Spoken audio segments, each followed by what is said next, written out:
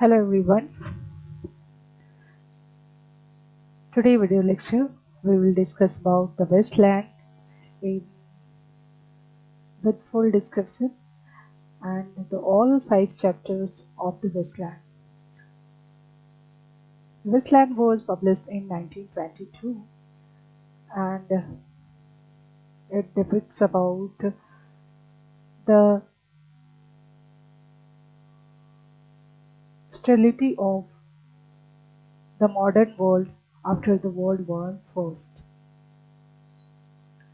The very first chapter in the Westland is the burial of the dead.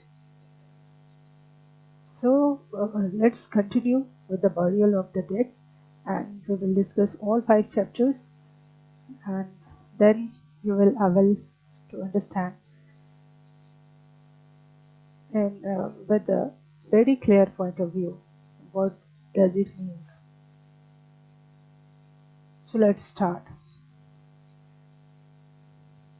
The burial of the dead start with the line April is the cruelest month. If spring brings life, then why does a poet calls it the cruelest month? If people are alive, then why are they described as the dead? Today we are going to understand the first section of the wasteland, the burial of the dead. This is not just a poem; it is a portrait of the dead of the modern human soul. The poem begins with shocking lines. April is the cruelest month. Traditionally, April symbolizes rebirth and renewal, as we see in the Canterbury Tales. But here, everything is reversed. April forces life out of a dead land. It mixes memory and desire. It awakens emotions that people would rather keep buried. In other words, spring does not heal, it disturbs. It forces people to remember what they have lost. That's why it is the cruelest month. In contrast, winter is described as comforting. Snow covers everything. It allows people to forget. Uh, It protects them from painful reality. And this reveals a deep truth about modern life. People prefer illusion over truth because truth is too painful to face. Suddenly, the poem shifts to a personal memory. Mary. Mary recalls her childhood sledding with her cousin at the Archduke's place. She feels fear, but also a sense of freedom in the mountain. That moment was alive, real, and meaningful. But her present life is different. Now she read at midnight and escape to the south in winter. She is no longer living, she is avoiding life. This contrast shows the moment from vitality to emptiness, and Mary represents the past life of aristocrat which she remembers. The spiritual desert. The poem now presents a barren landscape. There are no roots, no branches, only a heap of broken images. The tree is dead. The stone is dry. There is no sound of water. This is not just physical dryness, it is spiritual emptiness. Modern civilization appears advanced, but eternally it is lifeless and fragmented. The speaker invites us under the shadow of a red rock and says, I will show you fear in a handful of dust. This is one of the most powerful lines in the modern poetry. So here dust represents death, and within that dust lies fear. Human existence is reduced to mortality, and anxiety. Next, we meet Madame Sosostris. Madame Sosostris, a fortune teller who is ironically sick herself. She claims wisdom, but her tarot cards reveals confusion, not clarity. We see symbols like a drawn sailor, a one eyed merchant, and most importantly, the absence of the hangman. The missing hangman suggests the absence of sacrifice, redemption, and Christ like salvation. Modern spirituality is shown as fake and unreliable. Now we enter the unreal city, London, under a brown fog. Crowds move across the bridge, but they move like ghosts. There is no emotions, no individuality, no life. This scene is inspired by Dante Inferno, where souls wander in hell. Eliot suggests that modern urban life is no different from hell. In the final section, the speaker addresses a man named Stetson. He asks, has the crops you planted begun to sprout? This refers to ancient myths of death and rebirth. But here there is uncertainty. The crops may not grow, the frost may have destroyed it. This reflects the modern loss of faith in renewal and regeneration. The poem ends by addressing the reader directly. You hypocrite reader, my equal, my brother. This line, inspired by Charles Baudelaire, breaks the barrier between poets and audience. It tells us you are part of this decay. You are not observing the wasteland, you are living in it. So the final themes here is the section reveals the reversal of natural cycles, the condition of living death, spiritual barrenness, fragmentation of modern life, and the failure of rebirth. What now? What if relationships are no longer about love, but about strategy, manipulation, and survival? What if human beings are just pieces on a chessboard? So now let's discuss the second section of the Wasteland, a game of chess. A game of chess. Here, Eliot exposes the collapse of modern relationships, from luxury to poverty, from silence to meaninglessness noise, but everywhere the same emptiness. The title, A Game of Chess, is drawn from plays by Thomas Middleton. Chess here becomes a powerful metaphor. Life is no longer natural or emotional. It has become mechanical and calculated. Relationships are not built on love, they are played like moves in a game. Someone wins, someone loses, but no one truly connects. Part 1 deals with the upper class women. We enter a richly decorated room. The atmosphere is luxurious. Gold, silver, perfume, carved furniture, ancient art. It resembles the grand setting of Antony and Cleopatra. But something feels wrong. The beauty is suffocating. The air is heavy. The room is closed. This is not comfort. This is a prison of luxury. At the center sits a woman, restless and anxious. Her hair burns like flames, fiery wounds. Her mind is unstable, almost breaking. Around her, everything is beautiful. Inside her, everything is collapsing. On the ceiling, there is an image of Philomela. Her story comes from Metamorphosis, a woman who was raped, silenced, and transformed into a nightingale. Her cry, "Jag, jag, jag," still echoes. But in modern world, even that cry has lost its meaning. Pain exists, but no one listens. Now the woman begins to speak. She says, "Speak to me. Why do you never speak? What are you thinking?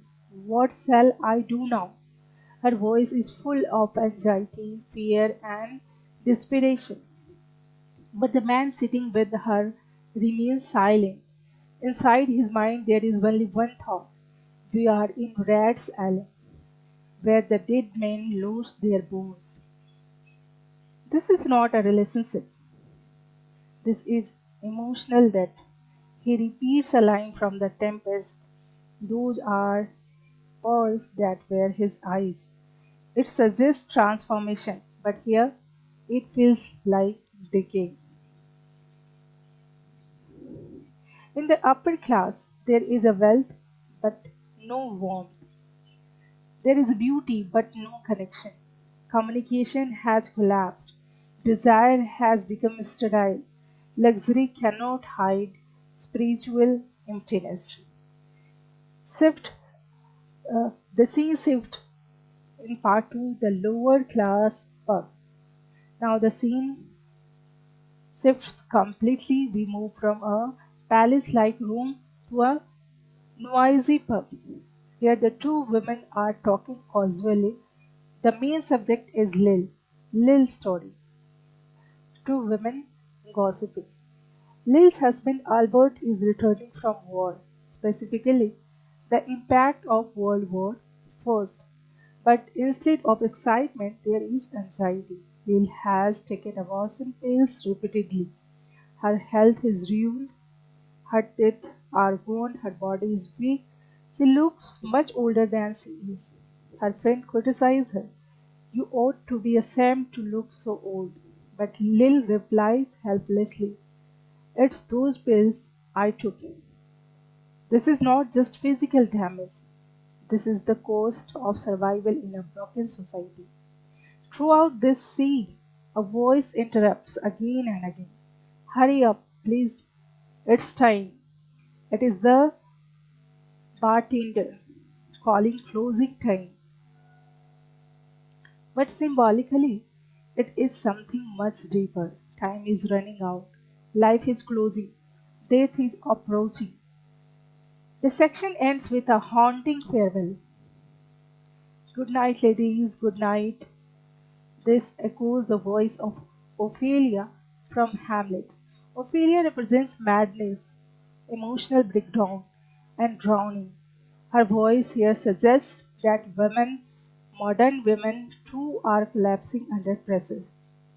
This section reveals a powerful contrast. The upper class suffer from emotional emptiness, the lower class suffer from physical and moral decay, but both share the same truth. Women are exploited, communication is broken, relationships are mechanical, sex is no longer meaningful, everything is sterile, emotionally, physically, spiritually. In the burial of dead, we saw that people were spiritually dead. Here, we see that their relationships are also dead. The wasteland is expanding from soul to human connection itself. Now we come to the next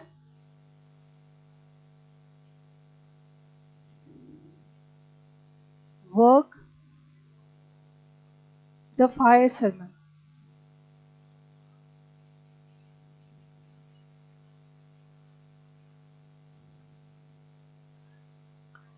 Now we explore the third section of the wasteland, the fire sermon.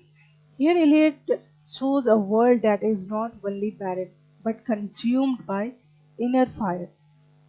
The fire within the fire sermon is inspired by the teaching of Gautam Buddha, who said that human being burns with the fire of desire, anger, and attachment, and liberation comes by extinguishing these flames. But Eliot's modern world, this fire is never extinguished. It only grows stronger, consuming everything body, mind, and soul. The poems open on the bank of Thames, but this is no romantic river. The nymph, symbol of natural beauty, are gone. Their songs have disappeared. The river is silent, polluted, lifeless instead of purity. It carries empty bottles, food wrappers, cigarettes. This is a direct contrast to Prothalamium, where the Thames once flowed gently with harmony and love. Now it reflects decay and moral collapse. Amid this polluted setting, a rat creeps through the vegetation and its slick body moving silently. This image is disturbing because the rat represents hidden corruption, filth, and moral decay. It reveals what lies beneath the surface of modern life. Next, we encounter Mr. Eugenides, a merchant from Smyrna. He carries a suitcase filled with currants and casually invites the speaker to a hotel. This invitation carries a clear implication, a transactional, possibly homosexual encounter. Here, sexuality is no longer intimate or meaningful, it has become a form of trade, detached from emotion and connection. Now we arrive at the most famous scene in this section. A typist sits alone in her small apartment at evening. She prepares her food, changes her clothes, and moves through her routine mechanically. Then a young clerk enters, described as carbuncular, unattractive, and crude. What follows is not a romantic encounter, it is a dull, automatic sexual act. There is no passion, no consent in emotional sense, no resistance, no connection. When it is over, the typist simply says, "Well, now that's done, and I am glad it's over." The man leaves satisfied. This moment captures the complete emptiness of modern. The body acts, but the soul is absent. Tiresias, the unifying voice. Watching this entire scene is Tiresias, the blind seer, who has lived as both man and woman. He declares, "And I, Tiresias, have foresuffered all." Tiresias is not just an observer, he represents the unified consciousness of the poem. He experiences both sides, male and female, desire and suffering. Through him, all fragmented experiences are connected. The section ends with a powerful repetition: burning, burning, burning. This is not a purifying fire, it is the fire of uncontrolled desire. At this moment, Eliot brings together two traditions: the teaching of Gautam Buddha and the struggle of St. Augustine in his Confessions. Both speaks of escaping desire. But in modern world, there is no escape. The fire continues to burn without control and without meaning.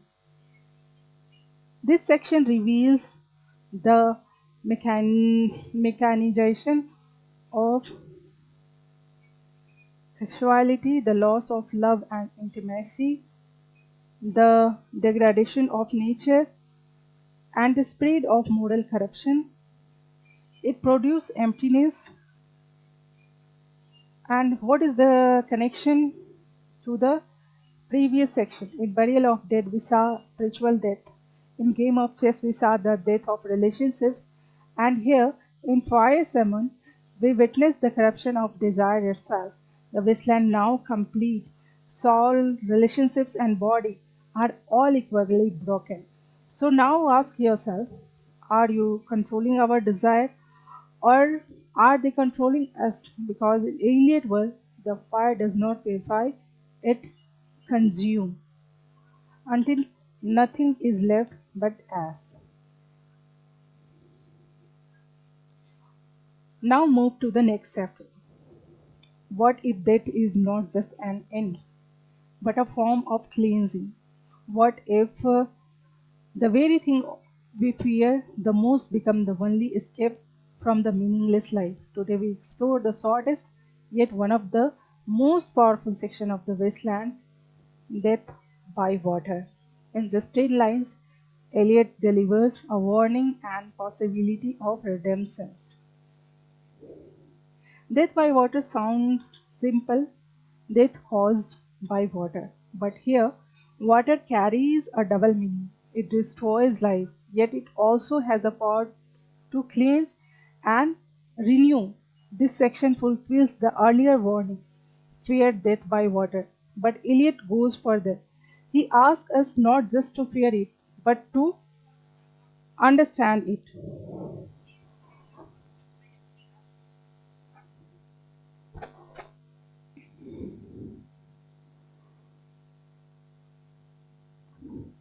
Flavius, the drowned sailor. The focus of this section is Flavius the Phoenician.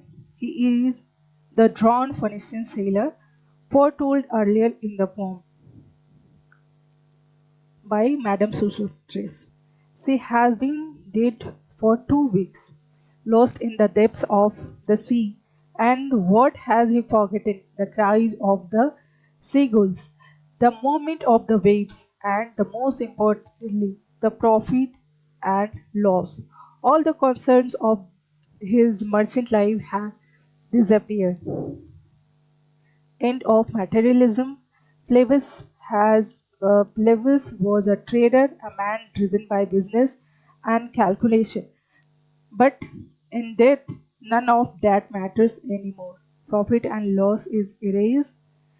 This is Eliot critique of modern materialism. Everything we chase in life becomes meaningless in death. Under the sea, a current moves silently, whispering as it picks apart his bones.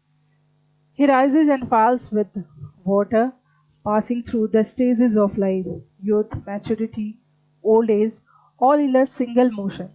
Then he enters the whirlpool. This whirlpool represents the final cycle of dissolution, where identity is lost and time collapses with nothingness. Time collapses into nothingness. Now the poem turns directly to us, gentle or Jew, no matter who are you, who you are, no matter your religion or identity, death treats everyone the same. Flavius was once as handsome and tall as you. Now he is nothing but bones in water. This is a powerful reminder. Human pride, beauty, success, all are temporary. Final note, a prayer for release. The tone shifts toward a quiet, almost spiritual prayer. O Lord, thou pluckest me out. This echoes the burning suffering of the previous section. But here, instead of fire, there is water. Instead of chaos, there is a strange calm. This suggests that through destruction, there may be a form of release. This section presents death as both destruction and purification, the end of material concerns, the collapse of time and identity, and the equality of all humans before death. It also introduces a subtle hope that through loss there may be a chance for renewal. So, connection to the previous section, in Burial of Dead, we saw spiritual emptiness. In Game of Chess, we saw broken relationship. In Fire Sermon, we saw destructive desire. And now in Death of Water, we encounter the consequences, a cleansing destruction that wipes everything away. So now we ask ourselves, what are we holding on to that will not matter in the end? because in Eliot and in universal vision, water does not just drown, it reveals the truth and washes everything else away. Now, the next section, the last section is what does the thunder says? Final part of the wasteland.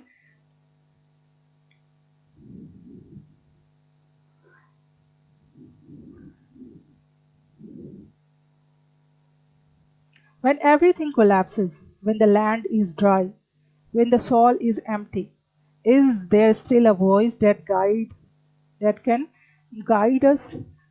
When everything collapses, when the land is dry, when the soul is empty, is there still a voice that can guide us? Is there still hope in a broken world? Today, we explore the final and most important section of the wasteland, what the thunder said, where Eliot moves from total destruction,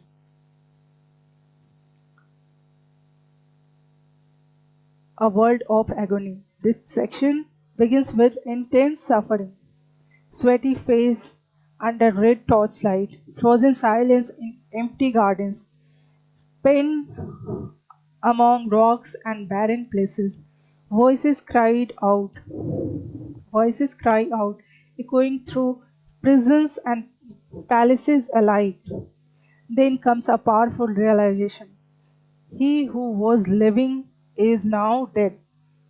We who were living are now dying. This is the climax of despair. The desert, no water, only thirst. The landscape becomes a dry, rocky desert. There is no water, only stones, sands, and endless emptiness. Again and again, the desire appears. If there were water, but each time reality answers there is none. This is not just physical thirst, it is spiritual thirst, a deep longing for meaning, faith, and renewal.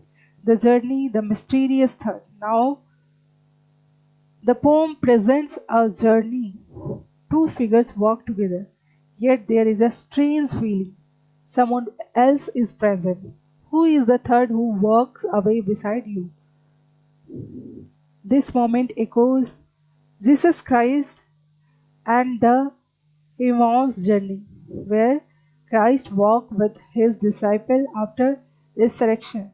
The third figure may represent divine presence, hope, or unseen guidance in time of despair. The vision expands, great cities collapse, towers fall, history disintegrates, Jerusalem, Athens, Alexandria, Vienna, London, all becomes unreal. This is not just destruction of places but the collapse of entire civilization. The thunder speaks. At the peak of chaos, the thunder finally speaks. The moment draws from Brihadaranyaka Upanishad. The thunder utters three commands. Da, da, da. Da, datta. Give. Human beings have become selfish. The first command is to give, to offer, to sacrifice, to share.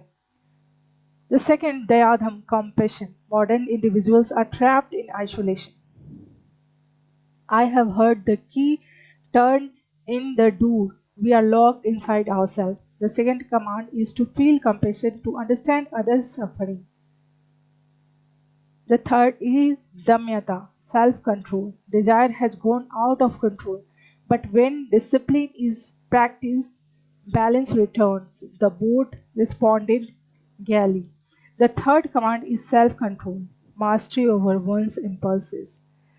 Final image, fragments of a broken world. The poem now present fragmented symbolic images. A woman playing music, bats flying with strange forms, dry grass whispering.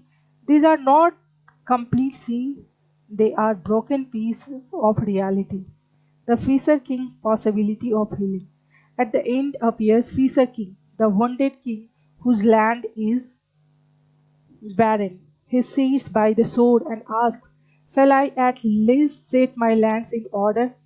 This question is crucial. It suggests that healing may begin with conscious effort and restoration. Final line, building from fragments. These fragments I have sowed against my ruins. The poet gathers broken scatter to protect himself from total collapse. Broken pieces to protect himself from total collapse. Meaning is not whole anymore. It must be revealed from fragments. The poem ends with Santi, Santi, Santi. This is a peace invocation from the Upanishads, a peace that lies beyond human understanding. It is not a clear solution but a hopeful prayer. This section presents total spiritual drought, collapse of civilization, search for divine meaning, and the path of redemption through ethical living.